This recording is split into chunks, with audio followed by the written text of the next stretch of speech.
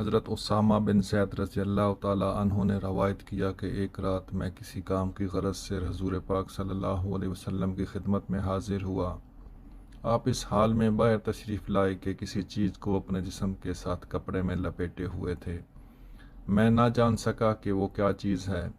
جب میں اپنی ضرورت سے فارغ ہوا تو عرض کی، یا رسول اللہ صلی اللہ علیہ وسلم، یہ کیا چیز ہے جس پر آپ نے چادر اوڑھ رکھی ہے؟ آپ نے کپڑا اٹھایا تو وہ حسن اور حسین رضی اللہ تعالیٰ عنہ تھے۔ پھر آپ نے فرمایا، یہ دونوں میرے بیٹے اور نواسے ہیں۔ اے اللہ، میں ان سے محبت کرتا ہوں، تو بھی ان سے محبت فرما، اور جو ان سے محبت کرتا ہے اس سے بھی محبت فرما۔ حضرت انس بن مالک رضی اللہ تعالیٰ عنہ فرماتے ہیں، جب امام حسین علیہ السلام کا سر مبارک تشت میں رکھ کر عبید اللہ بن زیاد کے سامنے پیش کیا گیا تو وہ آپ کے چہرہ انور پر لکڑی مار کر بے ادبی کر رہا تھا اور آپ کے حسن و جمال پر نکتہ چینی کر رہا تھا۔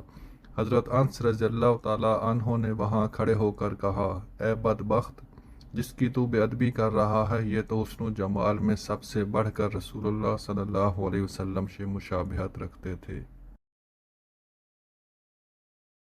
حضرت ابو ہریرہ رضی اللہ تعالیٰ عنہ روایت کرتے ہیں کہ جب موسم کی پہلی کھجوریں آتی تو اس وقت رسول اللہ صلی اللہ علیہ وسلم کی خدمت میں پیش کی جاتی تھیں۔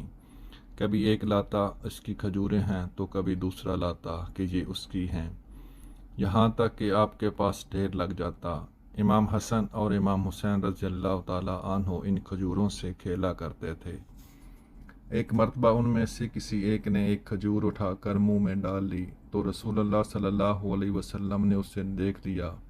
آپ نے اس کے منہ سے کھجور نکلوا دی اور فرمایا، کیا تم جانتے نہیں ہو کہ آل محمد صدقہ کا مال نہیں کھاتے؟